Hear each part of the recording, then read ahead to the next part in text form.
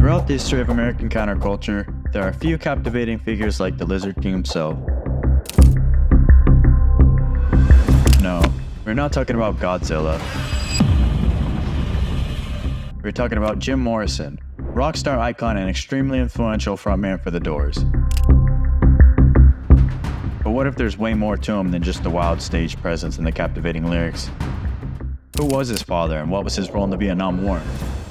Was Jim Morrison the true musical genius he is widely thought to be? Beyond his revolutionary music lies a web of secrets and mysterious connections we'll get into today. I have a vision of America. The Doors burst onto the early rock and roll scene in the summer of 1967 with their hit record, Light My Fire, topping the charts at number 1. This catapulted the Lizard King into stardom and turned the Doors into a household name. And if you've heard any of their hits, then it will be no wonder why the Doors still have millions of monthly listeners today. Morrison is credited with writing mostly all of the Doors hits, at least all of those in the first 2 albums. But here's the thing, you can't really say he was the most musically minded person, much less someone who was likely to be a rock star. Although Jim was poetic and actually very intelligent, he grew up never playing instruments or singing. He admittedly didn't go to concerts, let alone listen to much music. He was a film and theater student at UCLA where he first came into contact with bandmate Ray Manzarek. After graduating from UCLA, Morrison reinvented himself, spending most of the summer doing copious amounts of LSD on a Venice Beach rooftop. This is where he was somehow able to write a few dozen complete songs to fill out those first 2 albums before presenting them to his future bandmates.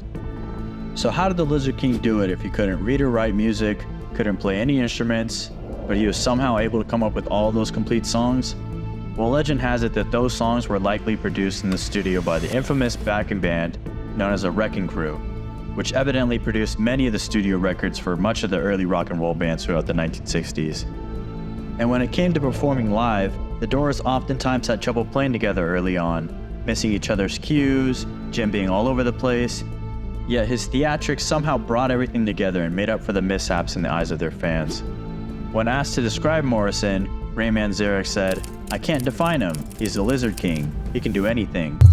Now, I'm sure Jim Morrison was a capable individual, but it seems like the stars aligned too coincidentally, especially when you consider who his father is and the role he played in leading the United States into the Vietnam War. It was August 4th, 1964. Tensions were high just 2 days after an attack by North Vietnamese gunboats on American destroyer USS Maddox. While cruising close to the Vietnamese coast, radio operators aboard the Maddox intercepted North Vietnamese radio transmissions and relayed them back to their superiors. Somewhere along the line, the transmissions were misinterpreted as attack plans, and although there ended up not being any actual second attack, the admiral aboard the Maddox declared, "We are now in an all-out shooting war against the North Vietnamese."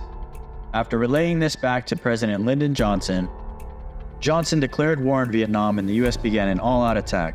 So who was this admiral who made such a careless and blatant mistake? None other than George Stephen Morrison. If the name sounds familiar, no wonder. What a coincidence that the man who led us into war was the father of such a powerful figure in counterculture.